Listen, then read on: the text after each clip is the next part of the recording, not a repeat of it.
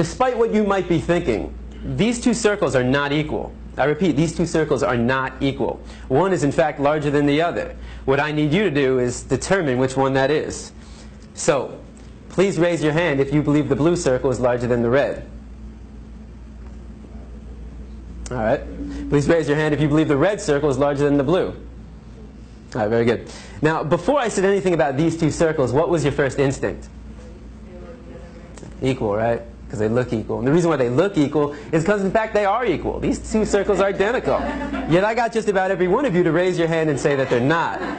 So what did we learn? That you can be manipulated like that to believe in something that goes against your natural instinct. Just imagine as a child you're taught that the blue circle is larger than the red. If you say it enough times, you convince yourself that's the truth. If you're told the lie enough times, it becomes part of your reality. And if enough people are taught that lie, that the blue circle is larger than the red, well, now it becomes part of the culture.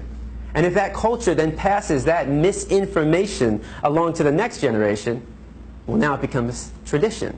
And what we have to remember is that just because we have a tradition doesn't mean it's morally acceptable. Tradition and morality are not always the same. I mean, can you think of any traditions that we once had in the United States of America that we no longer have? That today we think back and that was immoral? Slavery, right? Less than 200 years ago. And that was a tradition. So the traditions we have today doesn't necessarily mean they're morally acceptable. And as we evolve as a culture, so do our traditions. Now, The Matrix is a story. It's a story. When told enough times to enough people, it becomes part of that culture. It becomes the tradition. And this story is being told over and over every day. In fact, if you believe the image on the carton is where you're getting your milk from, you're deceiving yourself. This is a fantasy. It only exists in your head. It's a blue pill fed to you by the industry to get you to buy their product. This is the Matrix, the lie we tell ourselves about where our food is coming from. The reality is far more disturbing. 90 to 95% of the milk, the meat, and the eggs that we consume in the United States are coming from these conditions. In fact, every year in the United States, 10 billion, right? 10 billion are being slaughtered for food. So what that works out to be is that every second in the United States, 300 animals are killed, just like that. So 300, 600, 900, 1,200. By the time I'm done talking today, there'll be over 1 million animals that have been slaughtered. And most of us don't even blink an eye. I mean, how is it possible that in the United States of America we can slaughter 300 animals every second and not question that? Because of the story we've been told. The story justifies the action. If you say it enough times, you actually convince yourself that's the truth. How many of you were taught as a child you need to eat meat to get protein? I know I was. How many of you were taught you need to drink cow's milk to get strong bones?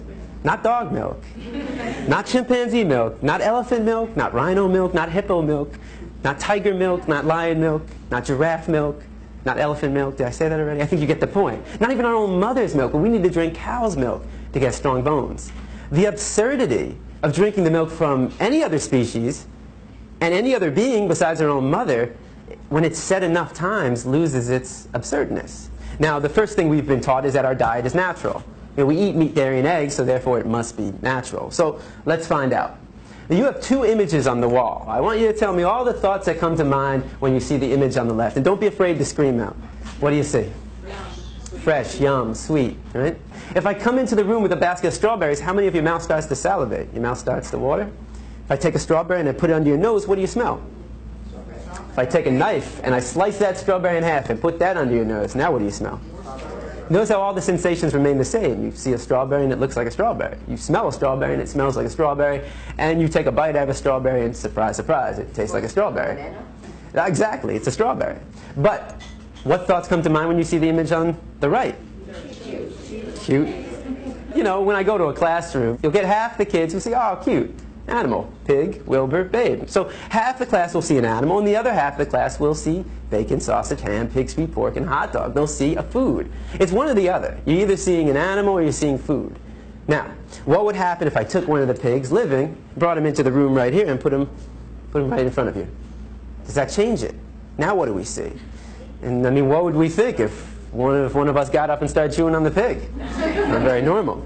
If I come into the room with a pig under my arm, how many of your mouth starts to salivate? Right? If I took a knife and I sliced that pig in half and put that under your nose, now what do you smell? You smell the stench of death. You smell a rotting corpse, bacteria, decomposing flesh.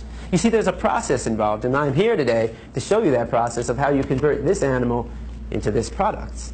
Why should it be kept a secret? Why should we not know what we're participating in and what we're putting in our body? Now, let's make the situation slightly more realistic. If I were to put a pig on this side of the room living and a butcher's knife on the side of that room, I mean, how many people would be willing to pick up the knife and take the life of that animal? It's very rare, right? And if somebody did that, that's all right, but how many people in this room would try to stop that person from doing that? Right? Would we try that? Of course. That's compassion. I mean, that is the greatest quality in the human race. There's no other species on this planet that has that level of compassion to extend to all living beings. But if you would stop somebody from killing a pig in front of you and then go home and have this for breakfast, well, that's called hypocrisy. You know, just because it comes in a nice, neat package all dressed up in your supermarket, just because you didn't take the knife and shove it through their jugular, just because you didn't get blood on your clothes, and just because you didn't hear their screams doesn't mean you didn't participate in the killing. Every time we buy this product, we are supporting somebody else doing what we ourselves wouldn't want to do, what we ourselves wouldn't want to see, and what we ourselves wouldn't want to hear. Now, if you still see bacon, sausage, and ham when I bring a pig into the room, what happens when I change it? Ah, right? It's the common response. Now, I've never heard anybody say yum. Nobody ever sees dog feet, hot dog. So why not? Why don't we see a food? We've been accustomed to view this animal as our pet. The cultural story for us is, this is your pet. In another culture, certain parts of the world, they eat cats and dogs. That's their culture. That's their story they've been told. And how do we feel about that? A lot of people think it's disgusting. Right? I imagine every one of you probably thinks it's disgusting to eat a dog. Why would it be disgusting to eat this animal and not disgusting to eat this animal? Why would it be wrong to eat this animal and right to eat this animal? And most importantly, why would it be wrong to kill this animal and right to kill this animal? Culture. It's culture. It's the story. It's the matrix that we've been told. But culture is just a story. That's all it is. It's just make-believe.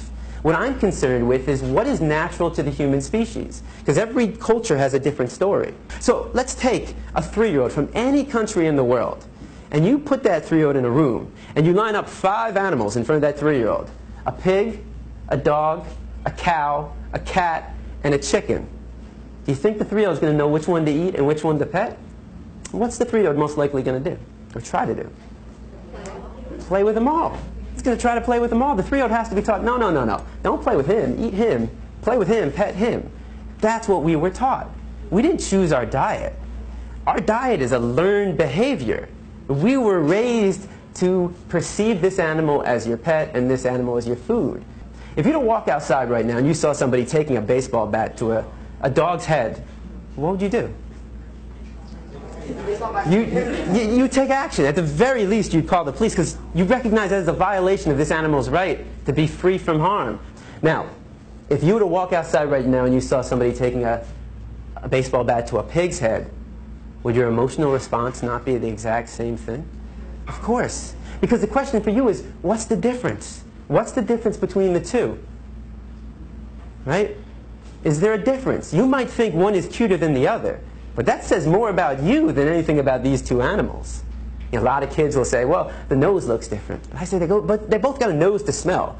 Some kids will say, well, he's got hooves and he's got paws. I say they both got feet to walk and run. Some kids say, well, his ears are going up and his ears are flappy. They both got 2 ears to hear. They both got 2 eyes to see. They both got a heart to beat and a mind to think.